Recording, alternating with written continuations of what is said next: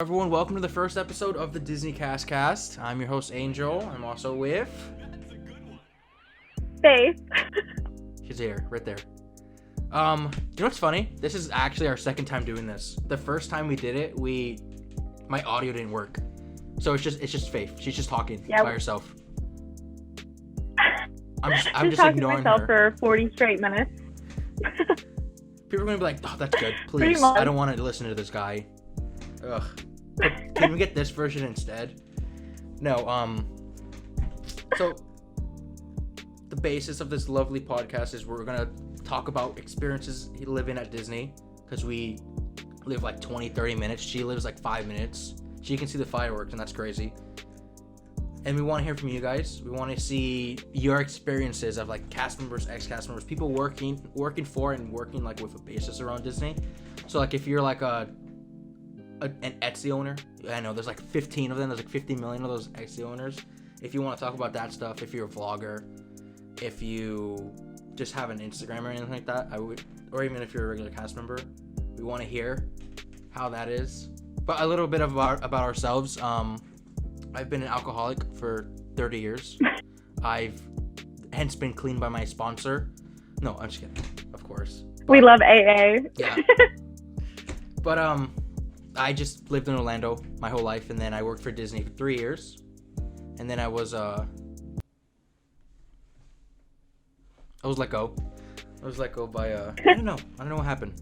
Scheduling conflicts, I guess. Something happened with my schedule. Yeah. I guess they forgot to put me in. I don't know. I don't think anything major. It just sort of happened. Yeah. You know. Yeah, I just forgot to put me on the schedule. I got an email HR like, hey, dude, I'm still here. It's okay. And then my other co-host, we have other people joining as well. It's the holiday, so it's been a little bit busy. So yeah, we thought we'd start off the podcast this week with just us two, just kind of giving intros, basis of the podcast, and all that. I'm Faith, like I said earlier. I'm one of the co-hosts of this amazing podcast. And I moved to Orlando a little bit over a year ago. I'm about 5 minutes away from Magic Kingdom, like Angel said earlier.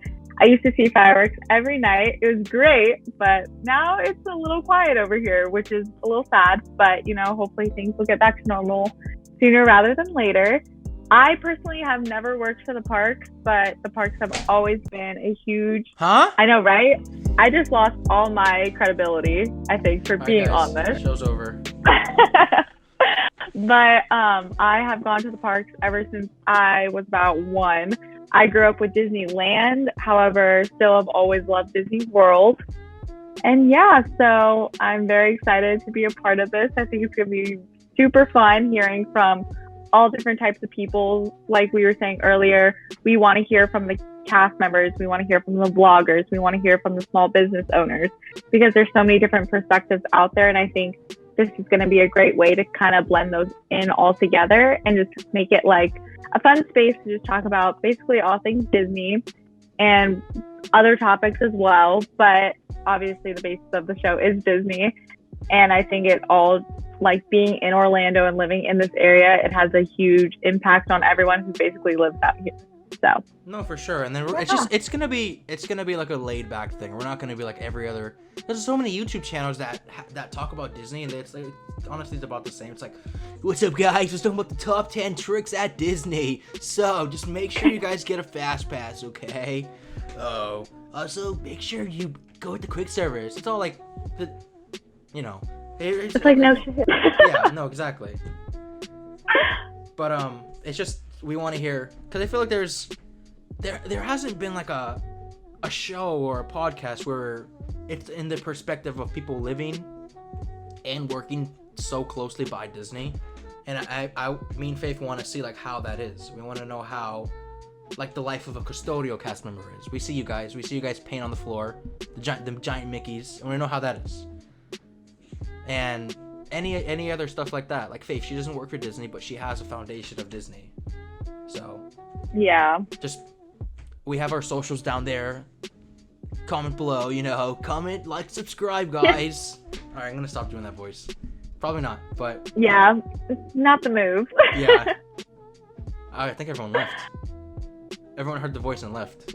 Like, oh god. Yeah, you no. scared them all away. Oh no. But like Angel was saying too, if you guys are interested in being a part of this, obviously just reach out to either one of us. We want to hear, even if Disney has played the littlest like bit in your life, we still want to hear those stories as well, just because it is so unique for everyone, and it's interesting just to see like such a huge company play such a big role in some people's lives where you're just one person. So it's cool to just hear all those different stories, and I don't know, it's gonna be fun. I'm excited. I think it gives us like something to do. It's like a side hobby sort of thing, but it's fun to still create those conversations with strangers even over such like a huge topic like Disney.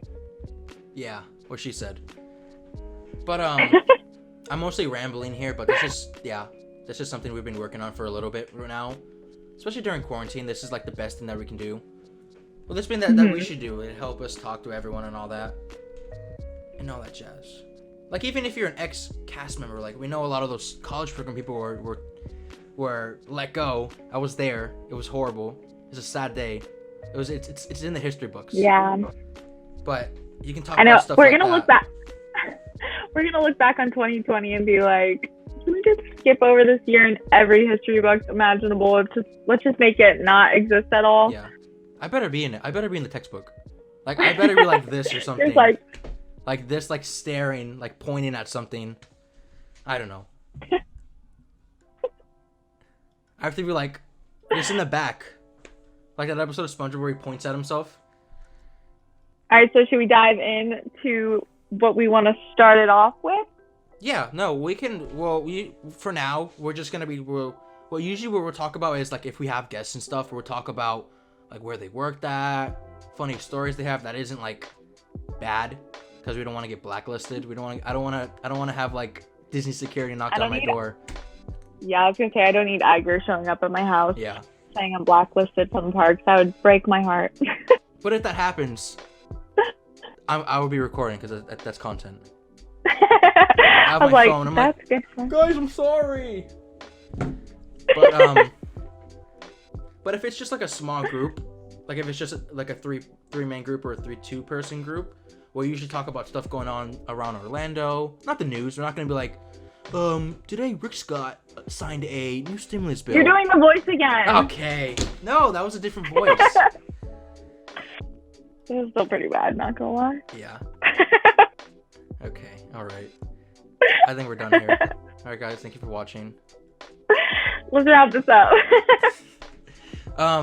But we're talking about stuff just going on like theme park and tourism wise, and then we'll also talk about stuff going around in the Disney landscape as well. Like we'll talk about movie reviews. We're like I think maybe our next podcast, whenever that releases, we're gonna be talking about Disney Plus, and we're also gonna be talking about our review on Soul, because that's coming out, and that's exciting. Finally, some new content there on that wasteland of a streaming app. But that's for next time. Yeah, we're hoping, we were discussing it kind of earlier, that we want to try to do this as like a weekly basis sort of thing, just to make sure that we're keeping up with like the audience that we hopefully gain through this. But hopefully we'll be able to do like an episode a week, and if more, then that's even greater. So no, for sure. And then I feel like this is something that's like a community thing. That's like, oh, like you guys should talk about this and that, and we're like, oh, this is a good idea, we can talk about that. And something like later on, like if this becomes a lot more of a regular thing, we'll have like Q&As and all that good stuff. And that's all that good jazz. No, I was gonna do the voice, but you caught yourself. I did, but I haven't caught myself when how many times I've said but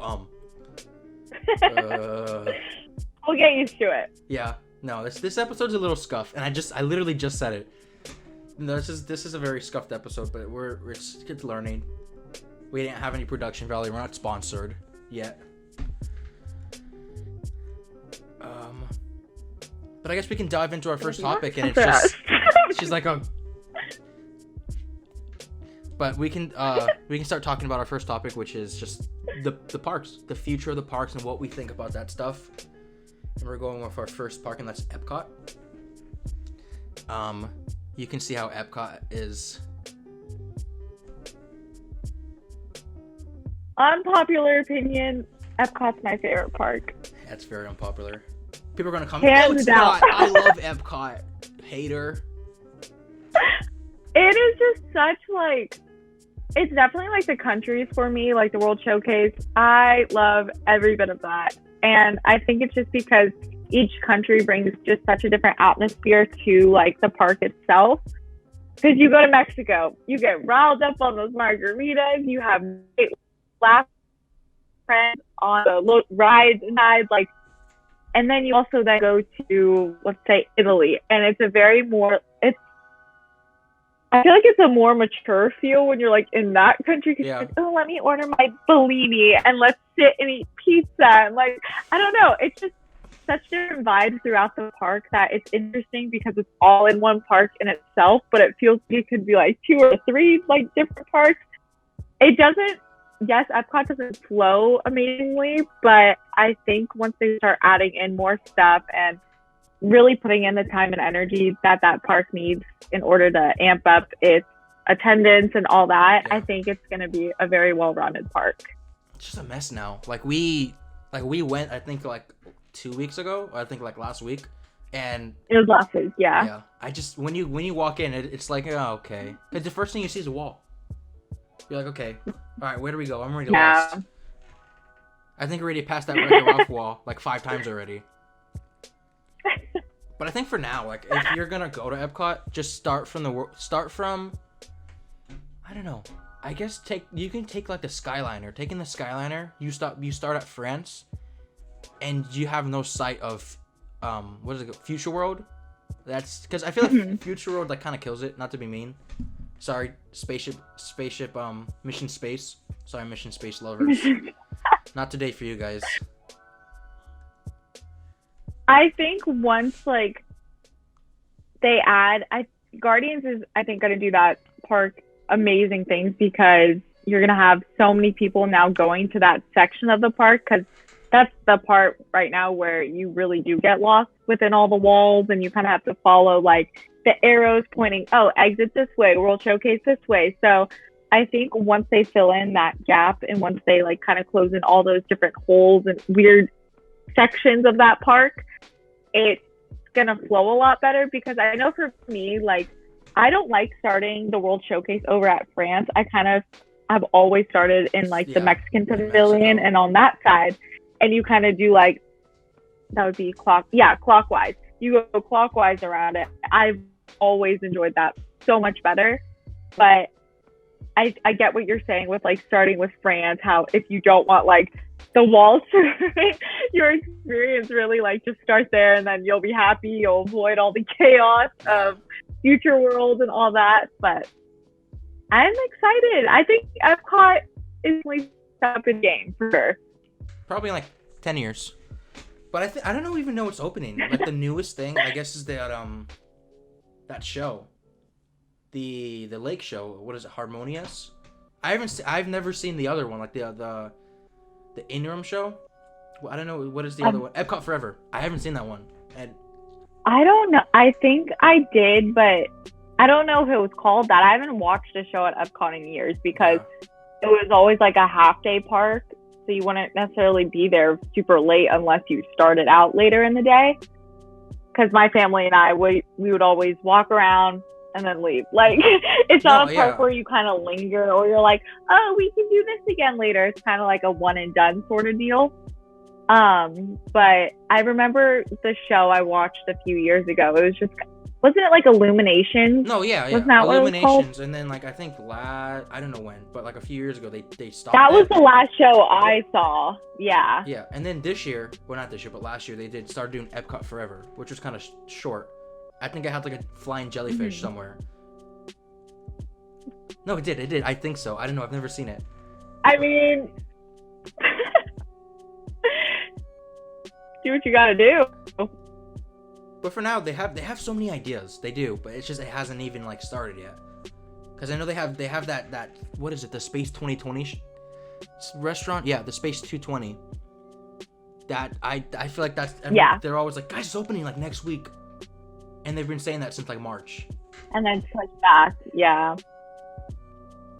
Definitely, I think 2020 put a lot of things on, obviously put a lot of things on hold, but I think it definitely prioritized what Disney wanted to spend the most time and money on currently, just because they weren't receiving as much revenue as they were before. Like, you look at a park, compare Epcot to Magic Kingdom. Magic Kingdom is definitely the biggest and most money is put into that park, I think personally. Because you drive past it, there's always something being done in that park. And right now, the biggest thing is Tron. And it's insane because for the longest time, like, it was going up very slowly, and like bits and pieces of it were kind of being put together, but it wasn't anything like, oh, that's a ride. Like, no one knew what was going on. It took forever to like gut that area all out, get all like the dirt. It was just, crap was everywhere. But now you drive past it and they really like amped up the construction of that ride, and it actually looks like a genuine ride now, and it's insane because it's so cool looking. Like, they have the whole inside part of the big building, and then the outside part is insane. It looks like a big cage within itself. I have only watched snippets of the Tron ride from Shanghai, and it looks amazing. Like, I didn't really want to watch any more of it just because I didn't want to ruin it for myself when it does open out here. But I'm really excited for it. And so I think you look at a project like that, and then you look at something like Epcot, and then Guardians, it kind of took them a while too, but you just see like where they kind of prioritize their time, it makes sense because Magic is the biggest park. It's the most well-known park. But I don't know. I'm definitely excited that Disney is finally putting more love into Epcot because it does have a lot of potential. It does have the room. It has so much room for places, for things to be put into that park. I feel like there's a lot of wasted space in that park. What do you mean wasted space? I don't know. You're just a hater. You don't excited. I'm excited for it for sure. Yeah, but they took out Club Cool. Like, if you walk past it, it's so depressing. Like, all like that area is just gutted. The Starbucks is gone. It's still there, but somewhere else. But yeah.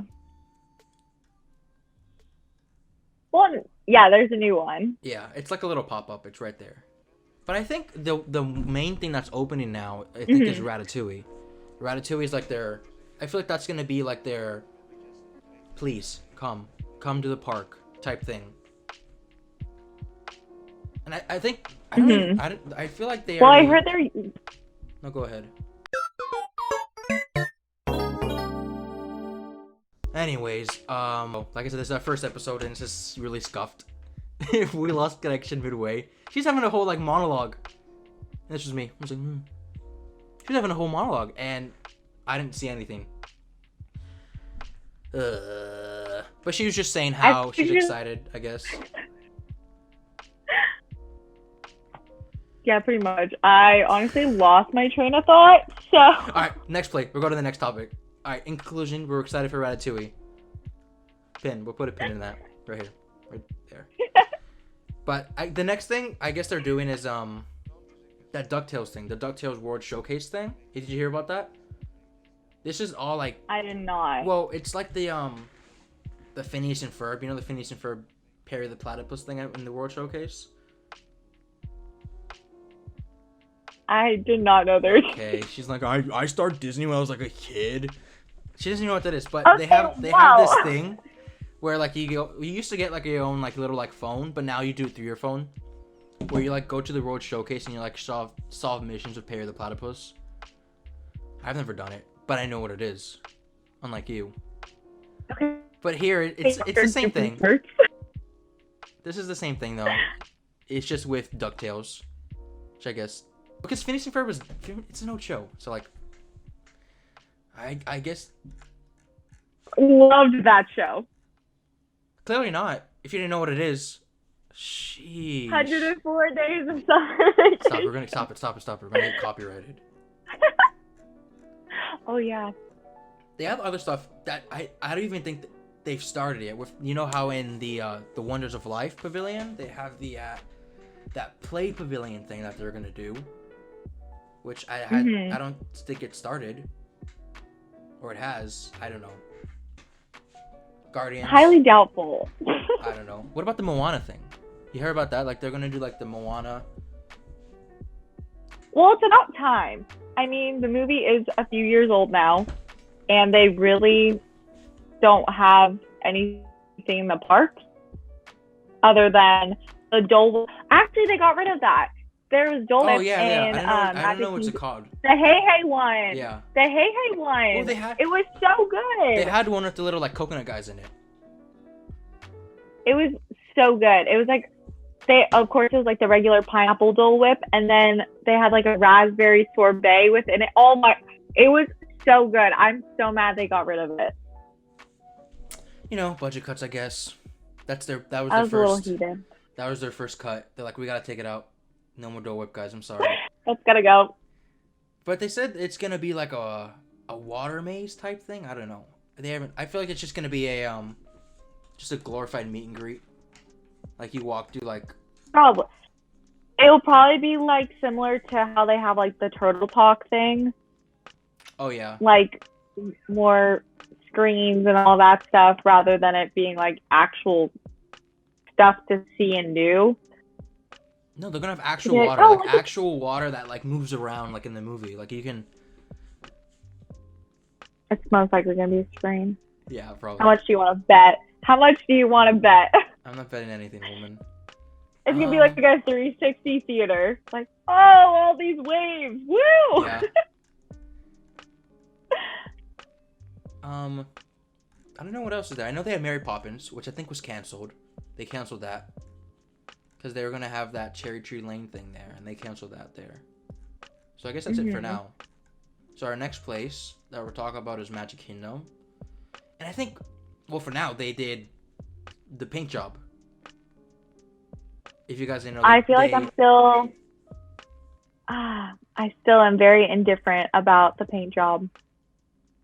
Yeah. Well, I get it's. I get it's for the 50th, but my argument is the castle in Disneyland, which is Sleeping Beauty's castle, that's already pink and blue. Yeah, but that's not open, so it doesn't matter. Florida, that's never opening, so it's fine. Yeah. But that was my argument. I'm like, you already have a pink and blue castle. Why not keep Cinderella, the classic Cinderella, white and blue? Like, I didn't understand why it changed. I don't know. Yeah, no. I think when it first opened, like when we first got the paint job, it was really pink. It was so pink. It was weird. But now I think it's gotten a little sun bleached, so it looks a little bit better. But I agree. I like the gray.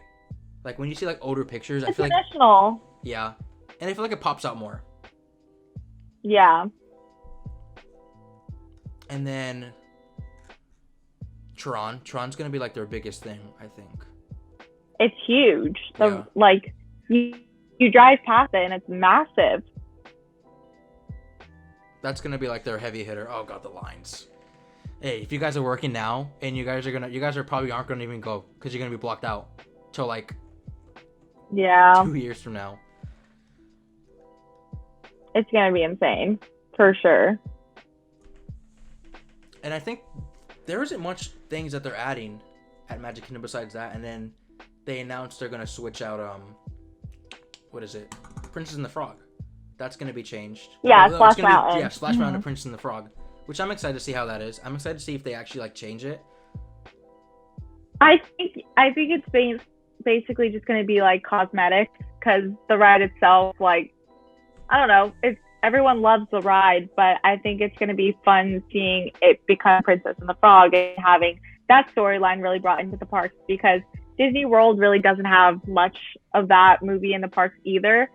Disneyland has a little bit more just because they have like the New Orleans Square down there and the bayou and all that stuff. Like that's all kind of represented, not as a ride, but as like you're walking through, you're strolling through like that area of the park.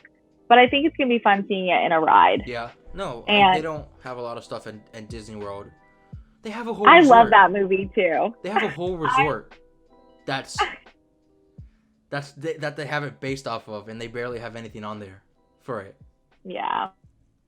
That's a whole nother thing. I think it's just, I'm excited that the parks are finally including other movies into like rides, into areas of the parks, into photo ops, like because they have so many amazing movies that just aren't represented. And so I think it's gonna be really pretty seeing, because it's a very visually appealing movie, even though it is older animation. Not that old, but it's an older movie.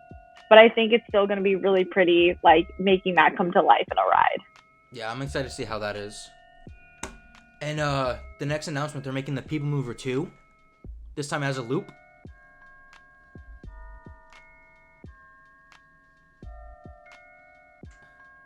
Okay. You cut out, but I think you're laughing, so. It wasn't that funny, but Okay.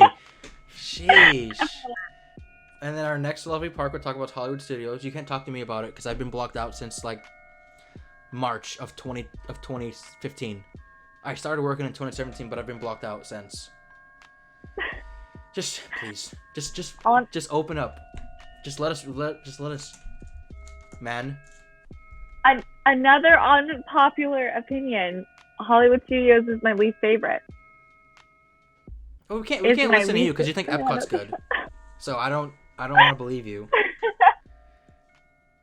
No, like, I don't know, like, there's certain things to the park that I love, but I feel like they had all this potential that they kind of threw out of the water. I don't know. All right, this is like about Hollywood Studios. You see like Tower of Terror, Rise of the Resistance, and then you this Epcot. It's coming. It's right here. Right here. Epcot, what's up? Oh, he's leaving. Hollywood was the park that I have gone the least amount to, just obviously now because like we're blacked out and stuff. But I like, even when it used to be like MGM Grand, like when I used to come for vacations years and years ago out here, it would always be a park that I had the worst memories in. It wasn't just because that's your problem, man. The worst stuff happened in that park. Your trauma's not the park's fault. Actually, it is, because, so, little story time. Where the dinosaur is, where you get the soft serve, my very first time coming to Disney World, I was 4 years old. I was wearing like those gladiator, like Jesus Velcro sandals. I was running to a trash can to go throw away the rest of my ice cream cone from that dinosaur soft serve place. I tripped. I got road burn all on my face because that whole park is just black pavement, and it was not fun. So the rest of my trip, I had a reminder of MGM Grand. That's a souvenir. I don't know about you, but that's a souvenir.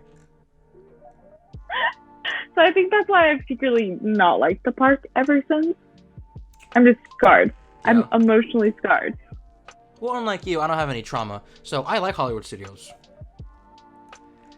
But they haven't, I can't say they haven't had anything new, but they just opened it, like 2-3 new things. Like they opened Rise of the Resistance, Mickey and Minnie's Runaway Railroad, which is good. People are still like, open the People Mover. I want not the People Mover. Great Movie Ride. Great Movie Ride. Yeah. Like, I want the Great Movie Ride back. Great Movie Ride. I went on it once, back when I first started. I was like, oh, this is cool. And then I left, and then it closed like 2 months later. I was like, oh, well. What do you think about Galaxy's Edge? I think it's a little half baked. God, I'm such a cynic. People are like, I like it because I'm a huge Star Wars guy, but I feel like it's just a little half baked because it's just there's 2 rides, and then what is there to buy porgs? Yeah. I can't say anything because I have the Baby Yoda thing there, but. It's actually not a Baby Yoda. Okay, it's just little spoilers. If you look into no, like, okay, so the aesthetic of Galaxy's Edge I love, because you walk in, and I think they did a phenomenal job with making it feel like you're in the movie itself. It just kind of, they made it so hard. Sometimes it's kind of hard to navigate. No, it is. So it definitely has taken a little bit to just kind of learn where everything is. As for the rides, I think Millennium Falcon could have been done a lot better. I love the concept of it. I love that you have like the different positions. But I feel like unless you're the pilot, you're not doing much. I feel like they could have made the other roles a little bit more interactive, just so you would get a little bit of a better experience all around. Because I've been all of the positions, and obviously by far I love being the pilot, just because engineer's the best. I'm flying. I love engineer. You press 2 buttons and you're like, okay, I'm done. Like, I feel like with that ride, is there to do? Yeah, I feel like with that ride, it's better to go with 6 people. 6 people, you know. Yeah. Instead of like you go with like 4 people, you're not gonna yell at like a 2-year-old. You're like, yeah, press the button now, and the kid's like, I'm trying. No, I definitely agree. It's more fun of a dynamic if you have that group of 6, just because you're all like screaming. You're like, oh my god, we're flying fun together. Of it. Like, it makes it more fun. Yeah, for sure. And then the stores are cool. Docking Bay 7's good. Like that's their quick service. I like the chicken nugget. I haven't eaten there. The big chicken nugget they have. The tip yip. I haven't had blue or green milk either.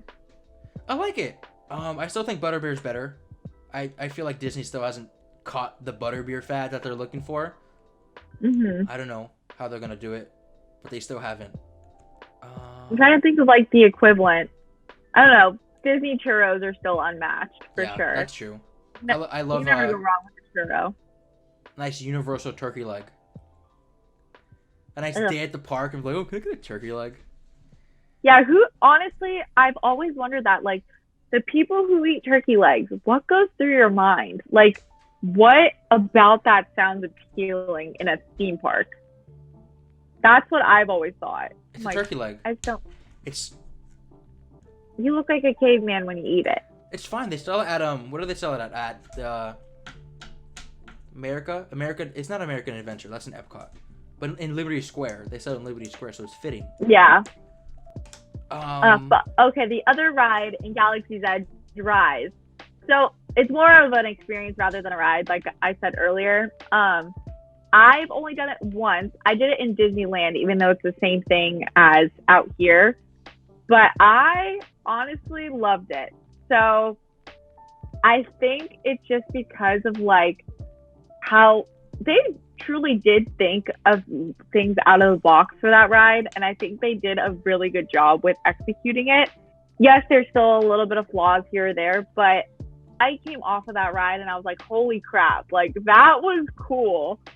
I still think they could have done more, but I was thoroughly impressed with it. No, yeah, I've been on it twice and it was fun. I love like just walking through it, seeing like all the, like you said, the Galaxy just has a really good aesthetic, especially for photo taking. Like with the contrast with like the sky and all that stuff, it's like the peachy like tannish color is really good. Yeah. But like it's just like the experience is really fun. Like talking to the First Order troops I think it's great. And like you walk in and you just see all the stormtroopers. You're like, yeah, what the heck is going on? And the cast did a good job. Like how they act like intimidating First Order troops. Yeah, they're genuinely scary. Like I feel like if I was a young kid going on that, I would be terrified. Mm-hmm. I'd be like, who are these people and why are they like? I'd be so scared. It's just sad because they spent more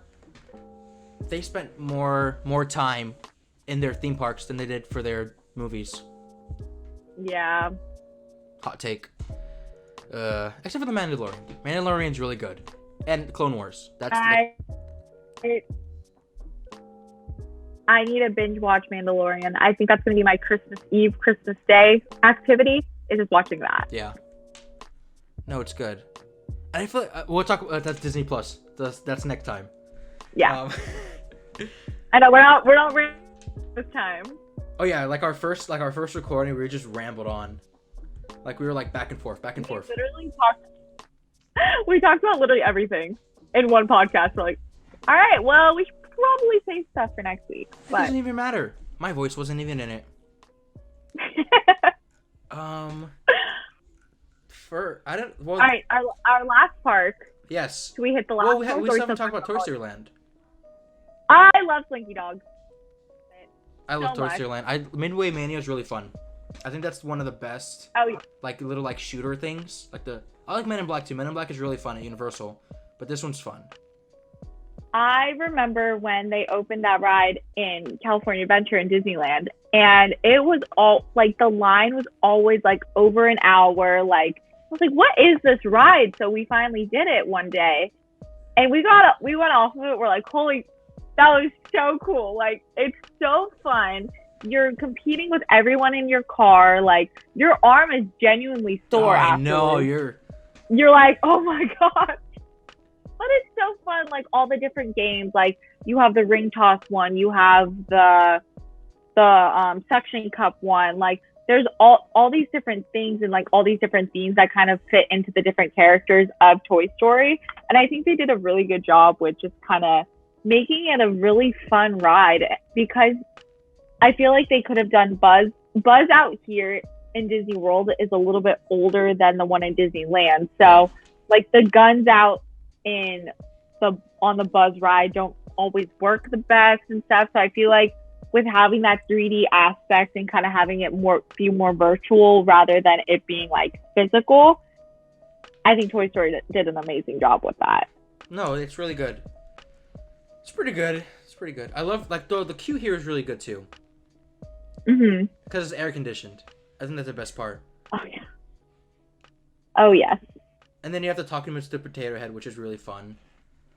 Mm-hmm. That's really cute. They also have Slinky Dog. Slinky Dog is good too. I love Slinky Dog. Slinky Dog at night is just amazing because I think they did a really good job with having all the different lights, and then the part where it has you stop and it has all like the goes kind of light up as you go through.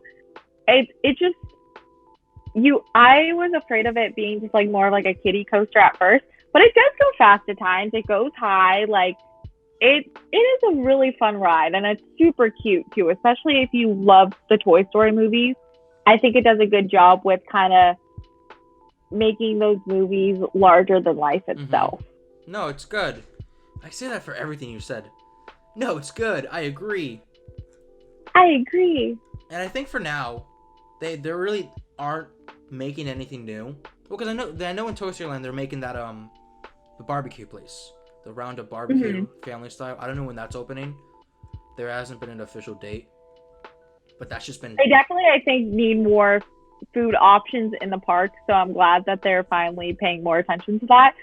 Just because I feel like every park, even though I do have to say, Animal Kingdom food is probably like just a close second to Epcot food. Like I love Animal Kingdom food. I don't know what it is, but I think they did a really good job with having food in that, and like just the food there is good, like hands down.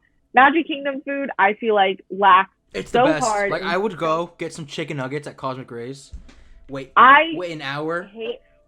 I hate Magic Kingdom food. Like there's nothing there that is like, oh, I want this when I go. I'm just like, crap, I have to find a place to eat now because I'm hungry, but I don't know where to go.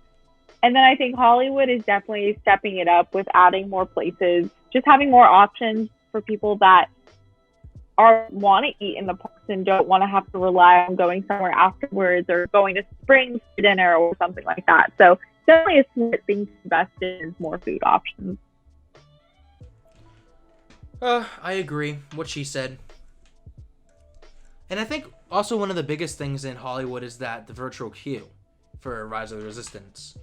I haven't had the, I can't say pleasure. I haven't done it because when I went to Hollywood Studios, it was for the cast preview when we were first opening back, I think in like June, July.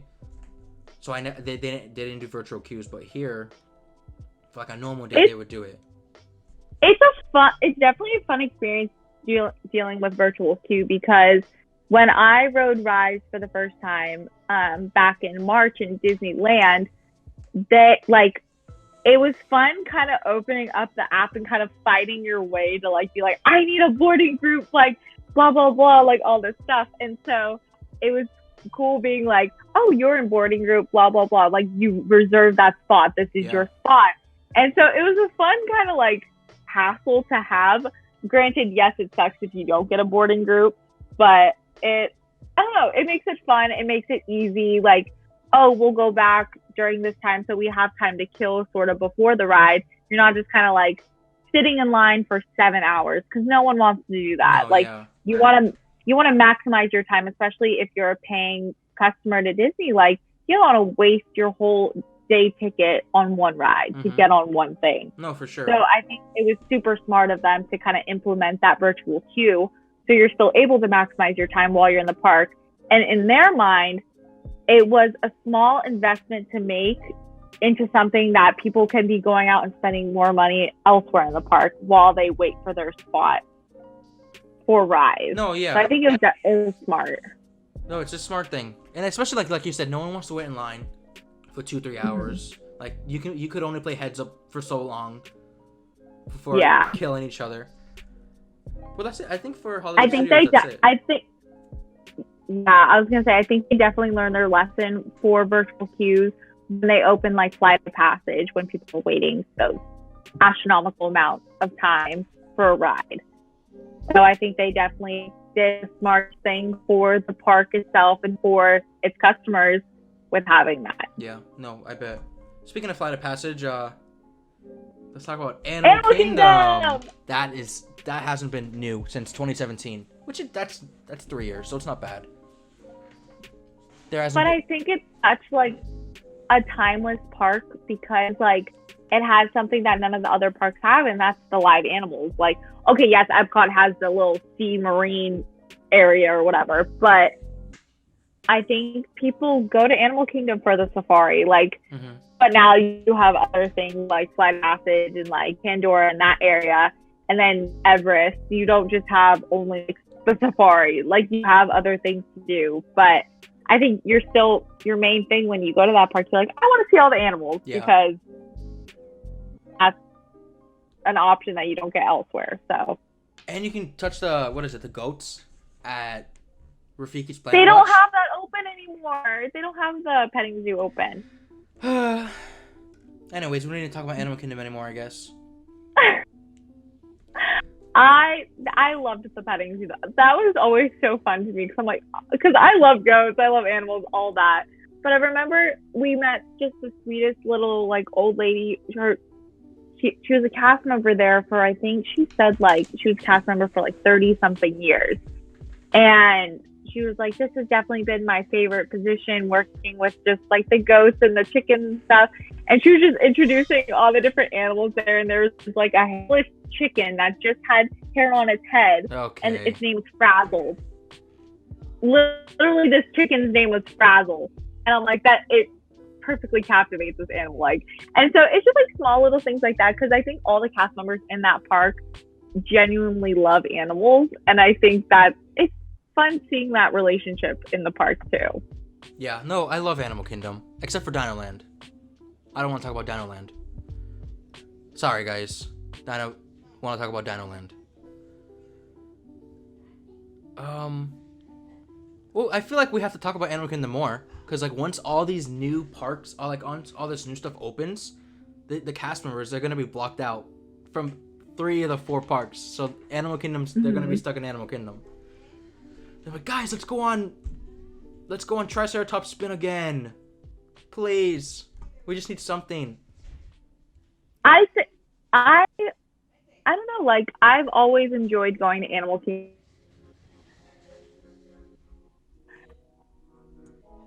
Hold that thought. I never felt like I went there. Was I lagging? We're almost done. All right. Good? All right, we're good. Animal Kingdom. Okay. So as I was saying, I've always, like, whenever I went to Animal Kingdom with friends, family, or whoever, it was more of like a laid back park. I never felt like I was pressed for time with it. But I think ever since they've added Pandora and you have the main emphasis is on Flight of Passage, because the river ride, I think they kind of. It looks like I feel like I'm in Rainforest Cafe when I go on that ride. I feel like they could have done a lot more with it. Yes, it's beautiful, but the fact that they only have one animatronic in the whole thing or Yeah. two I think it's just the is one. kind of like, I think it's just like a waste of space. And they could have made it so much better, in my opinion. Like, add a drop in there. It just feels like a more laid back Pirates of the Caribbean. And Yeah. I don't know, you could have added a few drops in there. There's so much in the movie Avatar that could have been represented more, I think, in the park. And that ride kind of is just a waste, in my opinion. But I definitely think with Flight of Passage, they went above and beyond. And I remember the first time I rode it, I went off of it and my jaw was just like to the ground, because I remember watching the movie. I loved the movie. It's a very long one, don't get me wrong. Oh, it's so long. But I think they did a really great, like, it was a great job with being seated on it. How do you pronounce it? The I don't know. Banshees. Yeah. Yeah. Being seated on your Banshee, and like having even just the slightest feeling of it breathing, like you're step into making this experience really come to life, and having then the smells of in like the different areas of when you go and fly through, like having those smells, like what they have in Soaring, like they kind of pieced in a lot of like different things that different rides have, and they put it all into one, and I feel like they did a really beautiful job with it. But other than that, like, you have your safari if you love animals and stuff like that, going to the different countries of Africa, or different continents, I should say, like Africa, and then you have the Asia part of it too. I think those are really cool. But obviously, Expedition Everest is always going to be a fan favorite. I love Everest. No matter what, you can ride that a gazillion times, and I will happily do so. Like, it's just such a fun ride. It's so fun. But for Pandora, I feel like the best part is like when you get strapped on, they have like your stomach. It goes like and like when you look down, they have a camera pointing at your neck fat. I'm like, oh god. Oh yeah. I'm like, oh, what a great angle. Yeah. Wow. But in terms of I guess that's it. In terms of us talking about the parks and stuff, we've gone for a little bit here. Thank you for listening. If you've gotten this far, if you haven't, then I guess you can't hear this. But like I said, this is a little scuffed.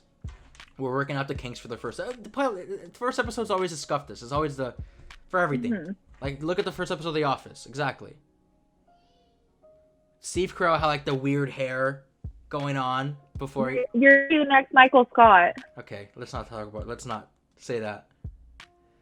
But thank you for listening. If you, like I said, if you want to join, if you want to be a part of an episode, if you have any suggestions, comment down below. Our socials are in the description if you want to check us out and all that stuff. So, until next time, this has been Angel and my lovely co-host. Faith. All right. Hope everyone has a great day. Stay safe. We have to say stay safe during these unprecedented times. Like, sound like an email. Thank you for practicing your social distancing. Yeah, always wear your mask. we're social distancing here, like you can see. Oh yes, for sure. But I guess that's it. Thank you for listening. Thank you guys for listening. If you've gotten this far, definitely keep us updated. If you do want to be a part of this, reach out for sure. And yeah, we're excited to do this, excited to start a new hobby. And we hopefully will have more people on very, very soon. Yeah. All right. I guess that's it. We're good. All right. Cut. All right. Where my cigarette at? I can't deal with this.